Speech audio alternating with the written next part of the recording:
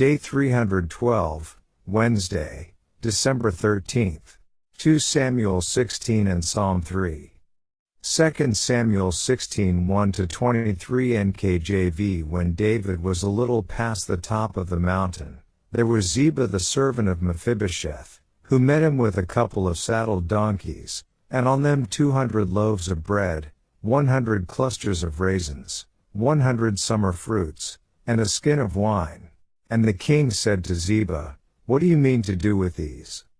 So Ziba said, "The donkeys are for the king's household to ride on, the bread and summer fruit for the young men to eat, and the wine for those who are faint in the wilderness to drink." Then the king said, "And where is your master's son?" And Ziba said to the king, "Indeed he is staying in Jerusalem, for he said, 'Today the house of Israel will restore the kingdom of my father to me.'"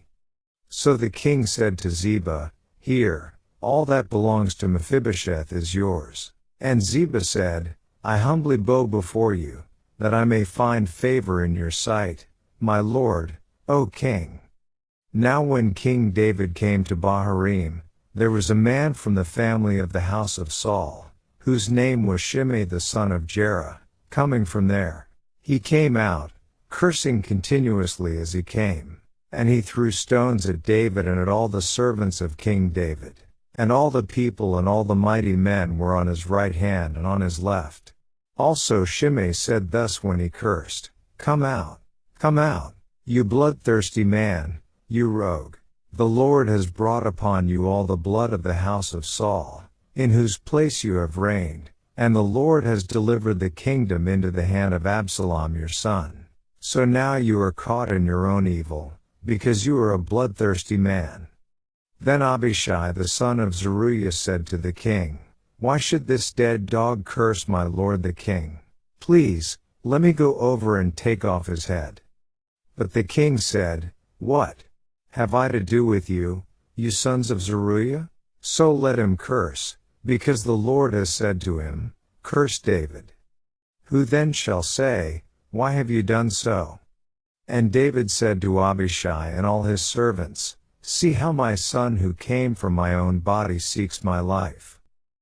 How much more now may this Benjamite? Let him alone, and let him curse, for so the Lord has ordered him.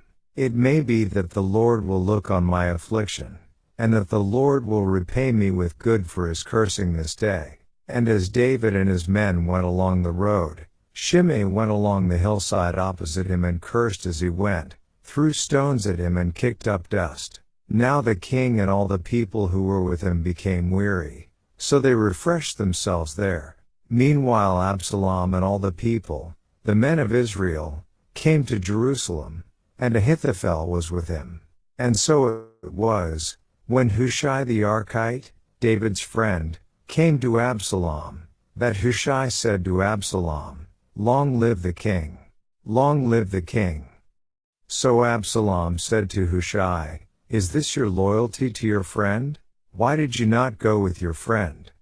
And Hushai said to Absalom, "No, but whom the Lord and this people and all the men of Israel choose, his I will be, and with him I will remain. Furthermore, whom should I serve? Should I not serve in the presence of his son? As I have served in your father's presence, so will I be in your presence."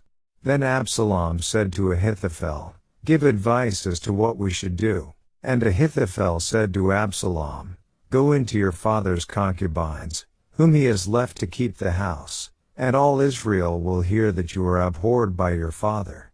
Then the hands of all who are with you will be strong."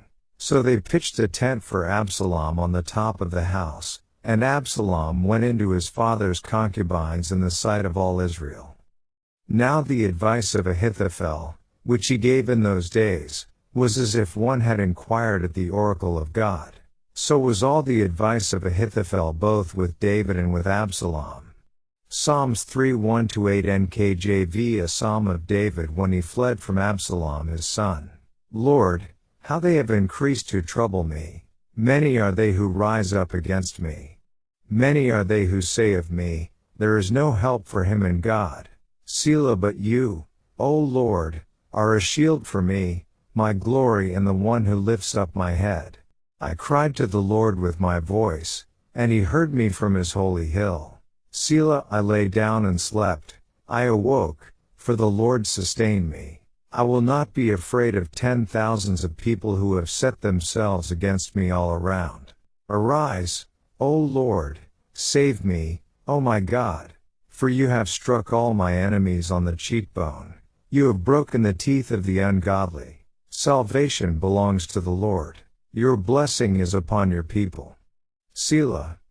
Daily Deep Dive. The UCG reading program states, moving on, just past the summit of the Mount of Olives, David's entourage runs into Ziba, the steward of Jonathan's son Mephibosheth. Surprisingly, he tells the king that Mephibosheth is now expecting the kingdom to be given back to the family of Saul by virtue of what is happening in Israel.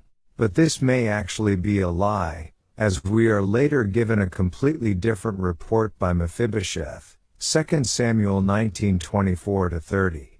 Nevertheless, David is unaware of this other side of the story. Moreover, Ziba is clearly bearing gifts for the king and his household, putting himself in mortal danger from Absalom by helping them.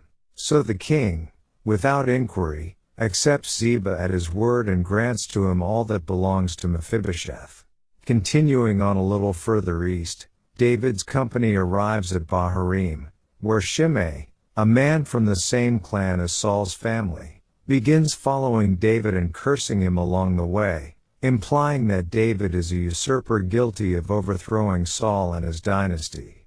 Though David is totally innocent of this charge, he realizes Absalom's rebellion is due to actual sin on his part, and for this reason, he accepts Shimei's railing as part of God's judgment upon him even though the man is breaking the law by cursing the king. Compare Exodus 22:28. It is evidently the next day when David composes Psalm 3, after a night's sleep. Compare superscription, verse 5. It might be surprising to learn that he is able to sleep at all under such stressful conditions. Yet he recalls the previous day when he prayed to God from the Mount of Olives, looking across to his holy hill, and how God answered him. Verse 4. Reassured and trusting in God, he is able to rest secure even in this troubling time. David's decision to leave 10 concubines, i.e., unofficial wives, at the palace will now be taken advantage of by his enemies. Ahithophel advises Absalom to lie with these women. The Nelson Study Bible notes, in ancient times, taking over a king's harem was a recognized means of claiming the throne. When Ahithophel advised Absalom to have sexual relations with David's concubines, he knew that this would finalize the breach between Absalom and David. It was an irrevocable action. Up to this point, Absalom would have been able to back away from all that he had done and still be reconciled to his father.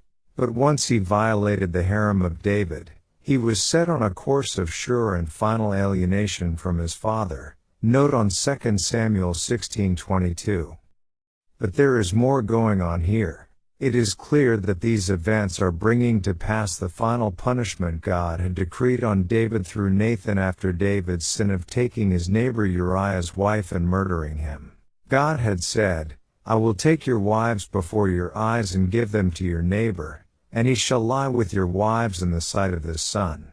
For you did it secretly, but I will do this thing before all Israel, before the sun." 2 Samuel 12-1112.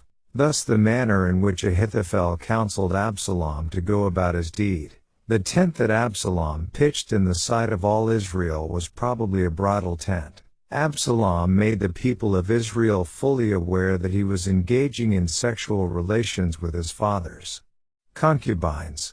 Putting the tent on the roof of the palace was an insolent act that was guaranteed to stir the populace one way or another. Note on 2 Samuel 16:22. And, verse 23, John Gill's commentary states, Ahithophel was a crafty man, a time server, that temporized with princes, and knew how to suit his counsels with their tempers and interests. To David he gave good counsel, what was acceptable with him, and to Absalom bad counsel, which was pleasing to him.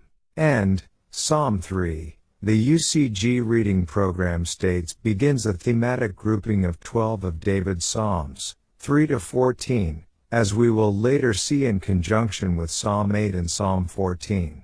Psalm 3 is the lament David composed when he fled from his son Absalom. Driven by ambition to become king himself, Absalom turned the hearts of the people away from David.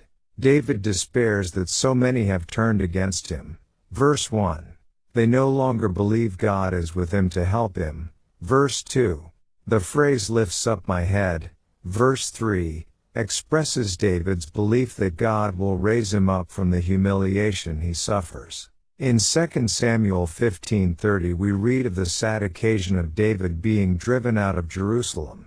So David went up by the ascent of the Mount of Olives, and wept as he went up, and he had his head covered and went barefoot. And all the people who were with him covered their heads and went up, weeping as they went up. In spite of intense enemy opposition, David is able to sleep without fear, for the Lord sustained me. Verses 5 to 6. The KJV and NKJV translation of verse 7 says that God has come to David's defense before. However, the NIV translates verse 7 as a present request for God to strike all my enemies on the jaw, break the teeth of the wicked. Even if the latter is correct, God has indeed intervened for David before and will certainly do so again, just as he will for all of us who place our trust in him. End.